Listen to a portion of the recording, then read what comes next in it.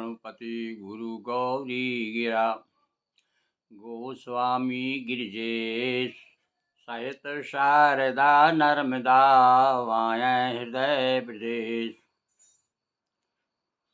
बंदो हनुमत लखन संगो रिपुहन भरत सुजान सिया राम जी को नमन गाऊं मानस गान सियावर रामचंद्र पदु जय शरणम। आस्थावान सज्जनों, राम विवाह के प्रसंग के अंतर्गत राम जी की बारात और जनकपुर से अपने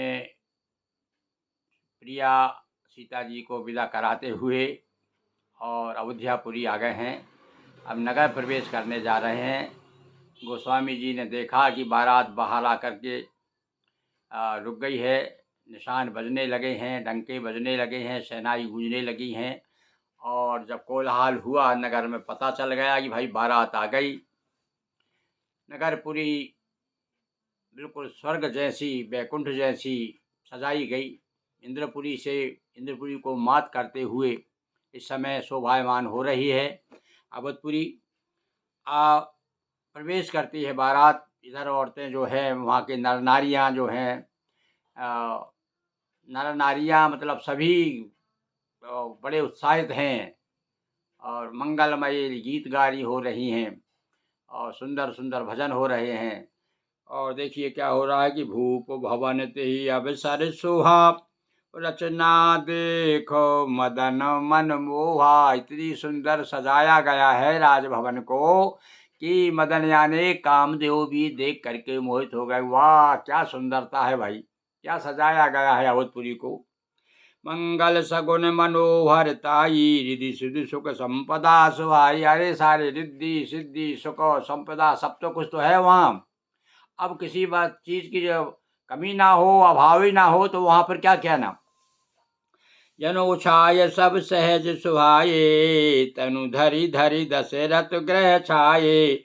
और ऐसा लग रहा था कि सारी खुशियाँ, सारा आनंद, सारी प्रसन्नता शरीर धारण कर करके और अयोध्यापुरी में दशरथ जी के भवन में आ गई हैं। चारों तरफ एक साई उत्साह, एक साई उछाल, उमंग, प्रसन्नता झलक रही है।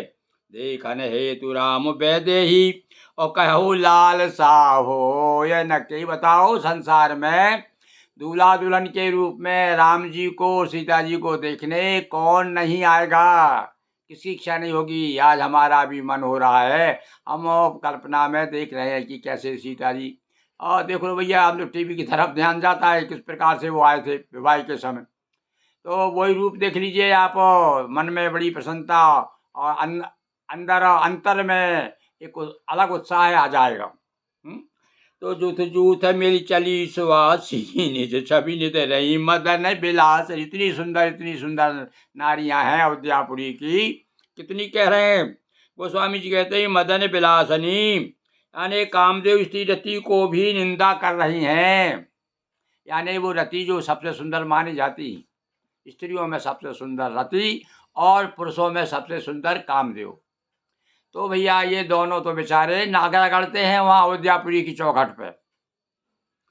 सकल सुमंगल सजय आरती गावई, जनु बहु वेश भारे। ऐसा लग रहा है जनु अनेक वेश धारण करके भारती यानी स्वयं भारत की अधिष्ठात्री देवी कह सकते हैं और सरस्वती भी कह सकते हैं। तो भगवती सरस्वती अनेक रूप धारण करके मानो और सुमंगल गान कर रही हैं। भूपति भवन कोलाहल होई, जाए न बरन समय सुख। अरे साधारण हम लोगों के भैया, साधारण जीवों के यहाँ पर, हम प्राणियों के यहाँ पर बारातें आ जाती हैं तो देखो कितनी चहल पहल दिखाई देती है।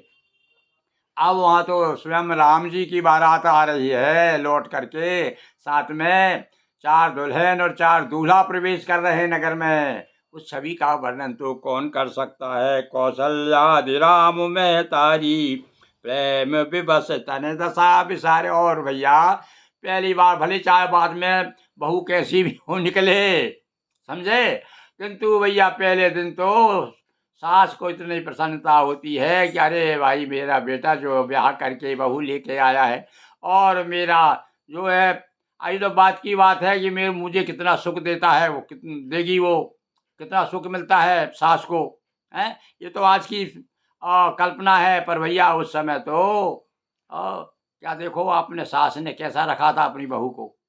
आज की सास रखती क्या है? कहा है कि दिया बात ही नहीं टारन कहू। एक बार कहते हैं भैया, अयोध्या में एक राक्षस ने उत्पात मचाया, रात को आकर के उपद्रव करता था, सब सो जाते थे। गुरु जी को बुलाया, राजा जी ने, दशरथ जी ने कि महाराज क्या है, देखो क्या उत्पात हो रहा है नगर में, कुछ बताओ उपाय शांति का। तो बोले ऐसा है, तुम्हारी पुत्रवधू बड़ी बहू यदि छत पे जाकर के एक दीपक जल रहा है ना, उसकी थोड़ी बत्ती नीचे उकसा दे केवल हाथ से, तो ये उत्पात शांत हो जाएंगे। एक टोटका बता दिया वशिष्ठ जी ने। किंतु केवल उत्पात होता तो होते रहे, पर सासू ने कहा मेरी बहू इतना काम नहीं करेगी, और नहीं करने दिया। तो भैया इतना प्रेम था। तो आप तो देखिए, आप इसलिए पहले लिखा है, क्या कहते हैं गोस्वामी जी, कौशल्यादि राम महतारी और प्रेम विवश तन दशा विसारी। ये तो बेसुध हो गई, तन मन की सुध बुध नहीं रही। दिए दान विप्रन विपुल पूज गणेश पुरार। अब भैया बांटते चले आ रहे, वहाँ तो जो रास्ते में मिल जाता तो वहीं से शुरू कर दिया उन्होंने बांटना। दशरथ जी ने कहाँ से, और जनक जी से जो ही विदा मांगी, और विदा मांग के चले तो सबसे पहले तो वही दान दक्षिणा दी, ब्राह्मणों को कल्याण किया, हाथी घोड़े रथ न जाने क्या क्या।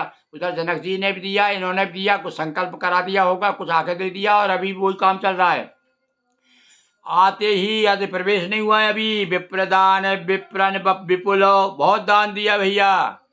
ऐसा लग रहा है कि उस समय के कम से कम अयोध्या के ब्राह्मण तो गरीब नहीं होंगे भाई, ये तो बात पक्की है। सर्वस दान दीन सब काहू, यही राखा पावा नहीं तो क्या है वो आगे की चौपाई। तो उसमें ये बताया, जिसको दिया उसने नहीं रखा, दूसरे को दे दिया, उसने तीसरे को दे दिया। मतलब सब गए गड्ढ थे, अपनी गांव की भाषा में बोले तो सब तृप्त थे, इतना दान मिलता था उनको। और प्रभु देते परम दरिद्र जनु पाय पदार्थ चार। चार पदार्थ होते हैं, धर्म अर्थ काम मोक्ष, हमारे जीवन के उद्देश्य हैं। हम यही चाहते हैं कि सफलता मिलती रहे, और अंत में अंत मति सो गति, अंत गति सो मति। और क्या क्या कहते हैं भैया कि अंत के समय हमारा आखिरी सुधर जाए। तो शुरू से लेके अर्थ अर्थ काम मोक्ष, धर्म अर्थ धर्म काम मोक्ष, पहले कमाओ फिर धर्म करो, धर्म अर्थ और धर्म, और फिर वो धर्म करोगे तो मोक्ष मिलेगा। पहले काम करो फिर अर्थ मिलेगा, अर्थ से धर्म करो, धर्म से क्या है आपका जो है जन्म सुधरेगा। तो इस प्रकार से वर्णन कर रहे हैं गोस्वामी जी ने, कितना सुंदर वर्णन किया है कि बारात जो है आ गई है, सब मंगल कलश सज गए हैं, इतने सुंदर राजभवन के चित्र आपके सामने रख दिया है।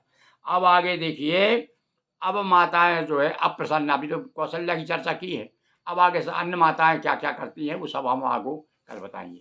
बोलिए सियावर रामचंद्र की जय। यदक्षरं पदं भ्रष्टं मात्राहीनं च भवेत् तत्क्षम्यतां देवी प्रसीद परमेश्वरी। बोले सियावर रामचंद्र की जय। हर हर महा